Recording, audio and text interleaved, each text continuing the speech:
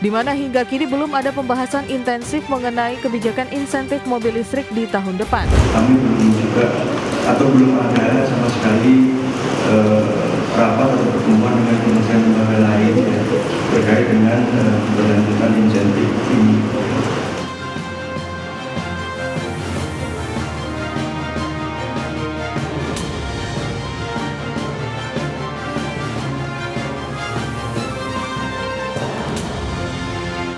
Ya, halo pemirsa, apa kabar Anda hari ini? Langsung dari studio IDX Channel Jakarta, saya Prasetyo Wibowo kembali menyapa Anda dalam program Market Review yang akan mengupas isu-isu yang menjadi penggerak ekonomi di Indonesia. Live streaming kami bisa Anda saksikan juga di idxchannel.com dan langsung saja kita mulai Market Review selengkapnya.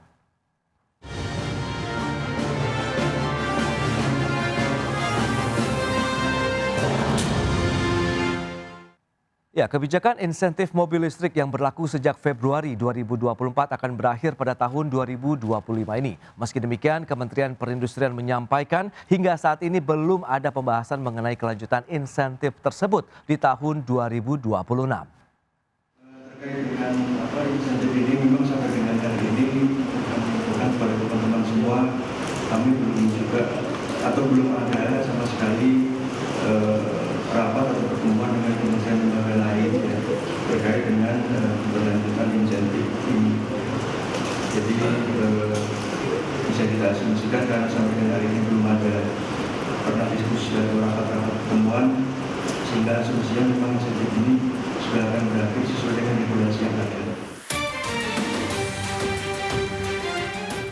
Demikian pernyataan Direktur Industri Maritim, Alat Transportasi dan Alat Pertahanan atau Ilmatar Kementerian Perindustrian Mahardi Tunggu Wicaksono mengenai kepastian kelanjutan dari kebijakan insentif mobil listrik di tahun 2026 mendatang, di mana hingga kini belum ada pembahasan intensif mengenai kebijakan insentif mobil listrik di tahun depan. Adapun kebijakan insentif atau pembebasan bea masuk 0% untuk impor mobil listrik berbasis baterai atau battery electric vehicle berlaku sejak bulan Februari 2024 lalu dan akan berakhir pada 31 Desember 2025. Kebijakan insentif mobil listrik tersebut tercantum dalam Peraturan Menteri Investasi Nomor 6 Tahun 2023, Junto Nomor 1 Tahun 2024. Lantas sejauh mana dampak yang akan dirasakan oleh industri otomotif nasional bila kebijakan insentif mobil listrik impor tidak berlanjut di tahun 2026? Simak pembahasan lengkapnya sesaat lagi.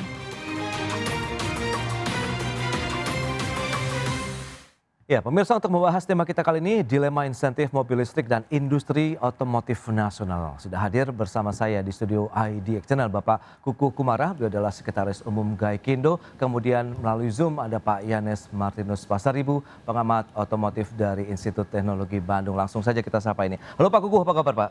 Halo, kabar baik. Terima kasih diundang lagi. Terima kasih juga atas waktunya. Pak Yanes, apa kabar Pak? Kabar baik, kabar baik. Baik, terima kasih atas waktu yang disempatkan juga Pak Yanes. Ini menarik kalau kita cermati, tadi sudah disampaikan bicara mengenai insentif mobil listrik di Indonesia. Kita tahu booming terjadi dalam beberapa tahun terakhir, bahkan tren penjualannya ini melonjak sangat luar biasa sekali. Pak Kuku, sebagai pelaku industri otomotif, apa yang bisa kita review kinerja otomotif secara umum? Begitu Anda melihat bagaimana sampai dengan semester 2 tahun ini nih Pak? Ya, sampai semester 2 ini terakhir sampai bulan Juli cukup menarik ya. Ada perkembangan adanya recovery, walaupun kalau dibanding dengan tahun lalu masih berat. Oke. Jadi penjualan di bulan Juli kemarin total Januari-Juli itu mencapai 435 sekitar itu ya wholesale-nya. Dan kita harapkan kemarin dari hasil Gias cukup menarik, dari acara selama 11 hari ada transaksi kurang lebih 38.000. Dan ini akan menarik karena kemudian harapannya dari di bulan Agustus akan terlihat berapa sebetulnya peningkatannya. Dan yang menarik lagi kalau dikaitkan dengan electric vehicle tadi yang kita mau bicarakan. Electric vehicle ini juga hampir market share-nya kurang lebih hampir 10%, 9,7%. Disusul dengan yang lain-lain. Nah, memang ini juga menggerus conventional vehicles ya. Oke. Nah ini nih ya.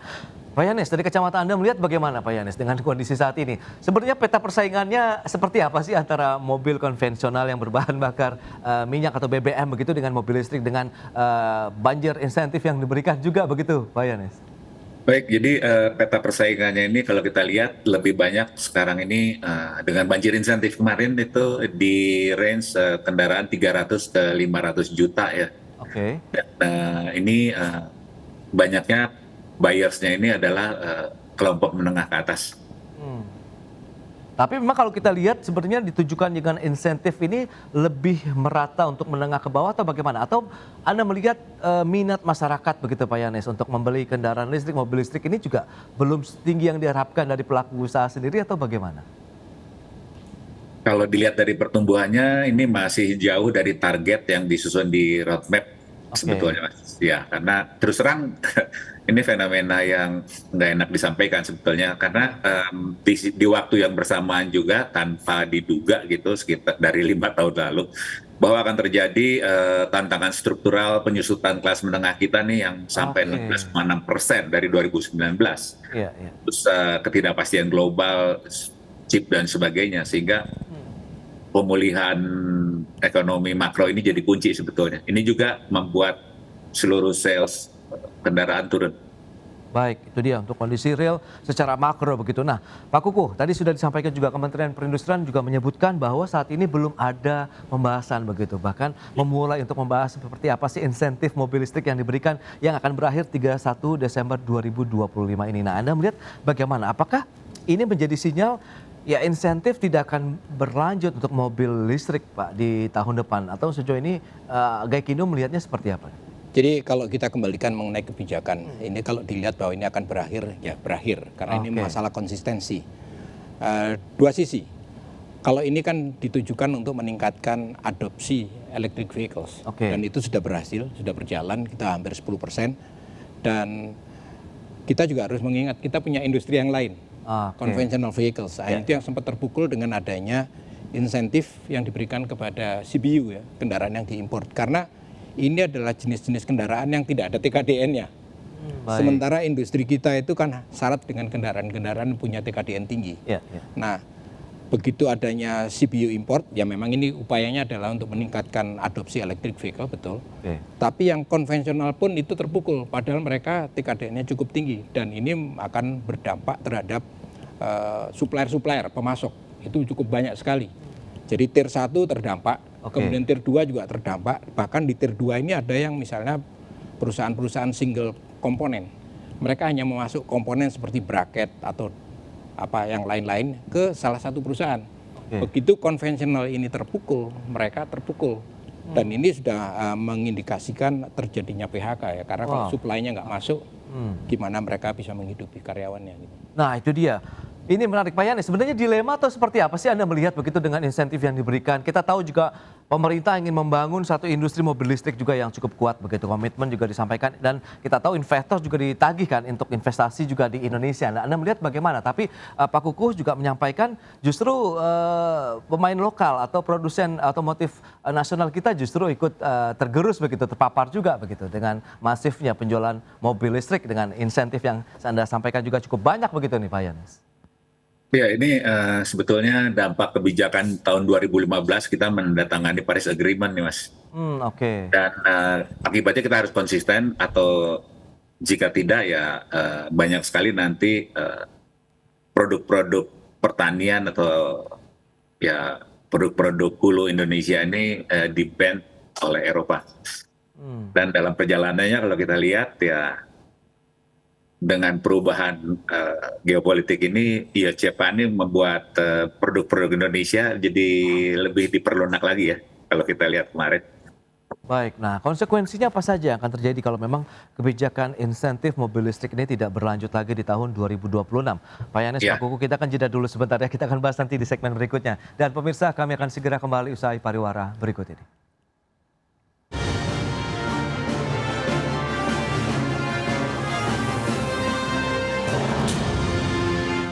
Ya, terima kasih Anda masih bergabung bersama kami dalam Market Review, pemirsa, dan berikut ini kami sampaikan data untuk Anda terkait dengan penjualan wholesale dari mobil listrik. Nah, ini kita akan cermati bersama seperti apa sih trennya untuk BEV. Kita lihat seperti apa battery electric vehicle. Ini seperti yang disampaikan periode Januari sampai dengan Juli 2025. kita lihat mencapai 42.249 unit. Dan kalau kita lihat hybrid sendiri 42.249 unit atau yang sudah disinggung Pak Kuku tadi hampir 10%. Kita lihat dominasinya begitu ya ataupun angka penjualannya sendiri untuk BEV. Sehingga kalau secara total ada 435.390 unit di bulan Januari sampai dengan Juli 2025. Dan kita akan cermati dari sisi tren penjualan mobil listrik itu seperti apa dalam beberapa tahun terakhir. Dari tahun 2020 hanya tercatat sekitar 125 unit saja begitu yang terjual. Sementara di tahun berikutnya mengalami lonjakan 687 unit. Kemudian di tahun 2022 seiring dengan sudah mulainya insentif-insentif yang diberikan oleh pemerintah nih untuk mobil listrik di Indonesia yang berbasis baterai. Kita lihat melonjak sampai dengan 10.327 unit. Dan di tahun 2023 17.051 unit dan di tahun 2024 lalu mencapai 8.280 unit. Ini dia trennya luar biasa sekali untuk penjualan mobil listrik dan kita akan lihat mobil listrik yang terlaris itu ya apa saja sih mereknya yang menjadi primadona begitu masyarakat Indonesia. Ada BYD 16.427 unit. Kemudian menyusul berikutnya ada Denza, ini merek baru yang langsung mencuri perhatian juga 6.256 unit. Kemudian ada Wuling, ini juga pemain lama yang nampaknya sudah mulai berada di posisi ketiga 6.210 unit. Kemudian ada Chery dan juga Ion. Itu dia beberapa merek dari produsen mobil listrik. Kita akan lanjutkan kembali perbincangan bersama dengan Pak Kuku dan juga Pak Yanes. Nah ini menarik Pak Kuku dengan data tadi yang sudah disampaikan. Penjualan trennya ini ya sangat fantastis begitu ya Pak Kuku ya. Nah dari Gaikindo sendiri melihat sebenarnya insentif itu bisa dikatakan berhasil mendorong angka penjualan, kemudian minat masyarakat di Indonesia kah atau bagaimana? Sehingga karena kan kita tahu ini akan berakhir di tahun 2025 ini. Nah ini sementara di satu sisi kita tahu juga harus memberikan porsi seimbang terhadap produsen otomotif nasional kita juga nih Pak Kuku. Ya. Jadi objektifnya tadi sudah disinggung oleh Pak Yanes ya. Ya. Kita terikat dengan Paris Agreement. Paris Agreement itu adalah penurunan emisi ya, di tahun 2060 ya. Nah itu sebetulnya bisa dicapai bukan hanya untuk Indonesia tapi seluruh dunia. Negara-negara yang lain itu mencapai net zero emission. Ya. Net zero emission sendiri itu bisa dicapai tidak semata-mata hanya dengan electric vehicles. Karena sumber listriknya harus kita juga pertanyakan. Jadi seluruhnya itu bisa dilihat carbon tracknya gimana. Nah kita bisa mencapai dengan beberapa alternatif yang kita locally tersedia. Jadi kita punya etanol, kita punya biodiesel yang sudah dikembangkan cukup lama. Dan itu juga tidak tergantung dari negara luar karena existing teknologi bisa dikembangkan ke arah sana. Jadi itu satu sisi. Mengenai upaya adopsi electric vehicle sudah cukup berhasil, sudah hampir 10%. Walaupun mungkin nanti Pak Yanes bisa menjelaskan, kebanyakan yang mengadopsi adalah orang kota. Kita punya pengalaman lebaran, ada yang berani, ada yang tidak. Jalan dari Jakarta misalnya ke Ponorogo atau Kediri, mikir dulu nanti chargingnya di mana. Nah itu menjadi isu tersendiri. Kemudian juga insentifnya akhirnya lari ke orang-orang kota. Karena pembeli mobil listrik di awal adalah bukan orang-orang first time buyer. Walaupun belakangan muncul mereka yang first time buyer beli mobil karena apa harganya yang seperti kita katakan terjangkau. Masyarakat Indonesia walaupun tadi itu kelas menengahnya tertekan, beli mobilnya harganya yang di bawah 400 juta ke bawah atau range di bawah 500 juta lah. Nah kalau itu yang disasar, conventional vehicle harusnya bisa dapat. Nah conventional vehicle itu kan sudah lama, value chain-nya udah panjang, sudah lama dikembangkan. Dan kalau ini terganggu, ini juga mengganggu ekonomi. Karena apa? Industrinya banyak sekali, tier 1, tier 2, tier 3. Itu yang menjadi concern kita. Harusnya kita bisa berjalan bareng. Dan electric vehicle pun itu juga sudah ada produsen yang sudah membuatnya di sini. Mereka sudah dari awal melakukannya di Indonesia. Ini juga perlu mendapatkan fair treatment lah. Itu dia fair treatment ini menarik ya, porsi yang sama begitu dengan mereka yang sudah melakukan investasi sejak awal, terutama produsen-produsen lokal kita. Nah Pak Yanes, Anda melihat bagaimana konsekuensi? Kalau memang tadi ada insentif yang membuat harganya semakin terjaga, kalau memang tidak dilanjutkan, Anda melihat bagaimana? Akankah merubah peta persaingan lagi begitu mobil listrik di Indonesia nih? Jadi sebetulnya ini yang menarik ya. Jadi kalau kendaraan-kendaraan yang berbasis BBM Ya. hingga hybrid gitu ya, itu kan lebih banyak dilepas kepada mekanisme pasar ya. Yes. Nah, mobil listrik ini sendiri kan sebenarnya program yang government driven, bukan berdasarkan dari demand dari pasar gitu. Oke. Nah, artinya di situ ya pemerintah seperti diinjak kakinya, dia harus kasih insentif ya. Tapi insentif juga harus ada batasnya gitu kan. Dan jika akhir tahun ini yang menurut informasi terakhir ini kelihatannya potensinya kuat akan di stop ya. Di tahun depan ini kenaikan BEV ini bisa naik dari 20 sampai 40%. 20 sampai 40, Pak? Iya, 40%. Tergantung capaian mereka. Oke. Itu akibat pilihan bea masuk ya, kemudian untuk CKD, kemudian PPNBM, PPN 12%, dan ini akan menjadi bagian apa ya, bisa dibilang komitmen mereka yang menandatangani ini kan, untuk mendapatkan paket insentif import ini kan, dengan bank garansi yang rasio 1:1. Nah ini akan dibebankan nanti kepada para pelaku bisnis yang mengimpor kendaraan itu dengan menaikkan komitmen. Artinya ini sangat beresiko juga bagi para calon-calon produsen yang sedang mempersiapkan factory-nya sekarang kan. Oke.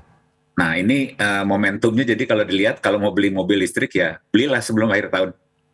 Karena itu akan mahal sekali kalau digunakan ya. Nah Pak Yanis, tapi dari kacamata Anda melihat juga nih Pak Yanis, kesiapan dari mereka yang selama ini produsen-produsen otomotif global juga yang memasarkan produk mobil listrik di Indonesia, kemudian ada komitmen investasi membangun dan mengembangkannya di Indonesia, menurut Anda seperti apa? Apakah juga sudah sesuai dengan target dari pemerintah, dan artian pada saat tahun depan mereka sudah siap nih untuk memproduksinya di Indonesia, Pak Yanis? Baru 2-3 yang cukup siap. Tapi tantangan pertamanya ini Mas, jadi kalau Pak Koko paling tahu lah, sebetulnya SDM kita untuk operator itu tidak siap untuk kendaraan listrik. Tidak ada. Belum ada, apa ya bisa dibilang, apa ya istilahnya ya, tenaga terampil yang well trained, yang bersertifikat untuk BEV. Nah ini juga jadi tantangan berat sekarang dengan waktu yang semakin terbatas. Jadi rekrutmen pun sulit sebetulnya. Wow, oke. Berarti masih butuh waktu lagi, sementara akan berakhir juga di akhir tahun ini. Pak Kuku, Anda melihat lantas bagaimana dengan kondisi seperti ini untuk produsen lokal begitu? Dan apakah bisa mengisi akhirnya ceruk-ceruk yang tadi sebelumnya diambil dengan adanya insentif mobil listrik sehingga harga terjangkau, kemudian bisa diisi, dan kesiapan dari produsen lokalnya sendiri juga seperti apa untuk memproduksi mobil listrik yang selama ini ya cukup diminati juga sebenarnya kan oleh masyarakat begitu? Jadi pemainnya sebenarnya sudah ada. Walaupun memang masih terbatas. Dan yang menarik memang tadi disinggung sedikit oleh Pak Yanes, saya ingin tarik lebih dalam lagi.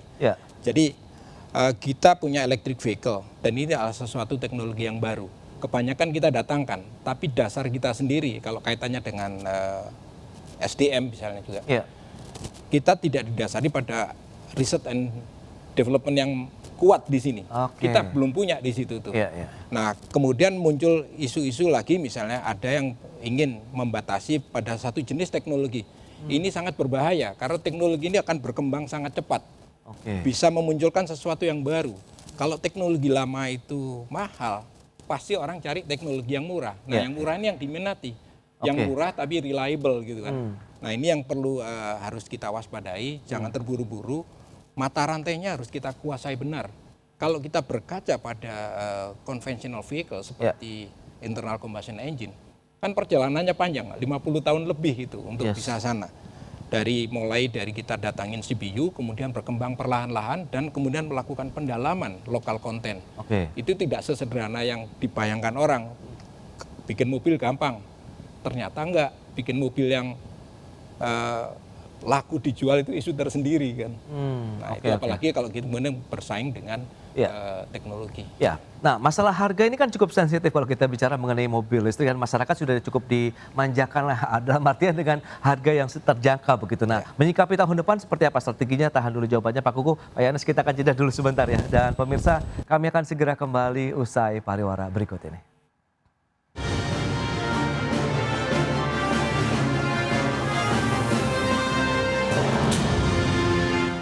Baik pemirsa, kita lanjutkan kembali perbincangan bersama dengan Bapak Kukuh Kumara, Sekretaris Umum Gaikindo, kemudian juga ada Pak Yanes Martinus Pasaribu, pengamat otomotif dari ITB. Nah ini menarik, kalau kita bicara mengenai peta persaingan, pasti juga akan ada penyesuaian di sana, terutama terkait dengan harga, kalau memang insentif akhirnya berakhir begitu di tahun ini. Pak Kukuh, strategi dari teman-teman Gaikindo lah paling tidak untuk melihat ceruk pasar ini potensinya tetap terbuka, kemudian sambil menjaga dari utilisasi, kemudian produktivitas, dan yang pasti adalah tenaga kerja kita tidak ada yang mengalami yang seperti Anda katakan layoff atau PHK yang dialami oleh mereka yang menjadi supplier terhadap komponen-komponen otomotif Indonesia nih Pak. Ya jadi dengan berakhirnya kebijakan tadi, makanya ini akan menjadi sebuah persaingan yang relatif lebih fair. Oke. Jadi di mana kesiapannya? Nah tergantung dari masing-masing kebijakan masing-masing perusahaan. Oke. Karena sangat krusial kalau kita bicara masalah harga di kendaraan bermotor. Roda 4 apalagi ya, roda 4 atau lebih. Ya. Masyarakat kita itu beli mobil yang harganya di bawah 400 juta. Ya. Nah itu sangat sensitif. Begitu kemudian ada penyesuaian harga, Ya. wah ini gampang, begitu tergoyang sedikit aja mereka udah nggak mau gitu. Nah ini yang harus hati-hati. Itu bisa langsung penurunan penjualan yang sangat signifikan. Oke. Jadi upayanya untuk mempertahankan harga ya tinggal masalahnya gimana caranya harganya seperti itu. Karena kemudian biaya produksinya misalnya meningkat, itu juga harus hati-hati. Nggak semudah itu, apalagi misalnya ada nilai tukar dan sebagainya, banyak faktor yang harus menjadi pertimbangan. Oke, nah Pak Yanes, berarti kan kalau kita bicara mengenai ada potensi penurunan angka penjualan lah begitu. Lantas strategi apa juga yang perlu disiapkan oleh pemerintah? Mengingat kan angka penjualan di sana, kemudian ada juga penerima negara di sana juga setiap unit mobil listrik yang dijual di masyarakat begitu. Meskipun ada insentif di sana, karena kan yang diharapkan adalah multiplier effect begitu ya. Kalau memang ini masif begitu dalam artian volumenya yang banyak begitu. Pak Yanes. Jadi sebetulnya tadi yang seperti Pak Kukuh sampaikan ya, jadi ini persaingan yang sehat ini penting, itu pertama. Dan kemarin sepertinya ini terlalu memanjakan BEV mungkin karena fase awal. Oke. Dan karena ini udah disusun dari sejak lama sebetulnya, roadmap-nya ini dari 2018-an. Dan sekarang baru sudah diuji cobakan, dipraktekkan di lapangan, baru terlihat hal-hal yang tidak pernah terprediksi di fase penyusunan konsep-konsep ini ya. Oke. Dan kita bisa lihat sekarang ini sepertinya BEV ini naik salesnya, tapi sebetulnya segmennya sangat terbatas. Oke. Ya di masyarakat kota. Dan terus terang pemerintah juga dari kementerian yang lain ya, dengan BUMN dan seterusnya, ini juga mengembangkan seperti yang sudah disampaikan tadi oleh Pak Kukuh, ini kan kita nggak bisa melakukan satu kebijakan yang seragam untuk seluruh wilayah di Indonesia. Dan artinya pengembangan program biofuel, etanol, kemudian biodiesel ini juga harus terus digenjot ya, sehingga pertumbuhan sales kendaraan ini juga dan serapannya juga itu akan semakin unik sesuai dengan karakteristik daerah masing-masing. Baik, tapi menurut Anda apakah nanti akan ada mungkin model insentif lain begitu untuk bisa mengangkat lagi angka penjualan mobil, mengingat ada kekhawatiran kalau turun ataupun anjlok dari sisi angka penjualan di tahun depan kan berarti akan mengganggu kinerja secara keseluruhan dong, berarti industri otomotif kita begitu nih Pak Yanes, karena kan harus ada target juga misalnya penjualan wholesale dan lain-lain yang termasuk di dalamnya tentu mobil listrik begitu Pak Yanes. Ya. Jadi per tahun depan ini sudah waktunya mulai mempertegas pajak karbon. Oke. Ya, ini juga dengan nanti akan semakin banyaknya produsen lokal yang memproduksi kendaraan di kelas LCGC yang menggunakan hybrid, ini juga akan mendapatkan insentif. Nah, insentif ini nantinya akan berbasis karbon.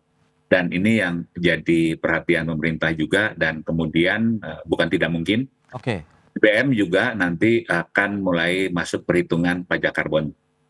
Baik. Nah, Pak Kukuh, lantas sebenarnya dari Gaikindo sendiri masih menginginkan tidak sih bentuk insentif lain yang diberikan untuk industri otomotif kita khususnya dari kendaraan listrik? Apakah tadi akan bisa seiring sejalan hybrid kemudian yang BEV yang memang berbasis baterai? Jadi sebetulnya itu sudah dilakukan kajiannya ya. Makanya yang saya berulang kali sampaikan adalah adanya PP 73 yang belum sempat diimplementasikan secara penuh. Oke. Di sana sudah dikaji, ada 3 pertanyaan mendasar yang selalu menjadi dasar pembuatan PP 73. Pertama, bila kebijakan ini diimplementasikan, maka emisi akan menurun. Ini kaitan dengan komitmen di Paris Agreement, Pak ya. Yang kedua, revenue pemerintah dari pajak kendaraan bermotor itu diharapkan meningkat, dan itu dari kajian itu sudah menghasilkan itu, ya positif. Yang ketiga adalah industrinya tidak mengalami tekanan. Jadi industrinya juga tumbuh. 3 hal ini harus tumbuh bersama-sama, dan itu ada di PP 73. Nah, harusnya itu dikaji apa yang mungkin menjadi memberatkan, apa yang perlu ditingkatkan, bukan merubahnya secara total, secara drastis. Nah, kita bingung sekarang hasilnya seperti ini gitu. Oh ya, berarti dalam artian harus seiring sejalan, tidak ada yang dalam artian harus ada yang diutamakan begitu. Kalau bisa berbarengan antara teknologi-teknologi dari mobil listrik yang ada di Indonesia atau akan diadopsi di Indonesia begitu ya Pak Kukuh. Baik, itu dia tantangannya nampaknya masih ada begitu. Kita akan lihat nanti bagaimana strategi pemerintah juga nih, akan berakhir di tahun 2025 ini, kemudian pasti akan ada kebijakan-kebijakan lanjutan begitu ya, akan dilakukan begitu untuk bisa menyesuaikan dan menjaga iklim investasi, iklim ataupun pangsa pasar dari mobil listrik di Indonesia. Pak Kukuh dan Pak Yanes, terima kasih banyak nih atas waktu dan kehadirannya juga Pak Kukuh, dan juga waktu yang disempatkan Pak Yanes untuk hari ini. Selamat melanjutkan aktivitas Anda kembali. Salam sehat ya Pak.